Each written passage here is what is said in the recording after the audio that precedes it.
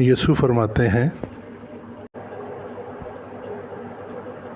Εν δε τη εσχάτη ημέρα, τη μεγάλη της εορτής, ειστήκει ο Ιησούς και έκραξε λέγον, «Εάν της διψά, ερχέστο προς με και πινέτο». फिर ईद के आखिरी दिन जो ख़ास दिन है, यीशु खड़ा हुआ और पुकार कर कहा, अगर कोई प्यासा हो तो मेरे पास आए और पिए। Ο πιστεύων εις εμέ, καθώς είπεν η Γραφή, ποταμοί εκ της κοιλίας αυτού ρεύσουσιν ύδατος ζώντος.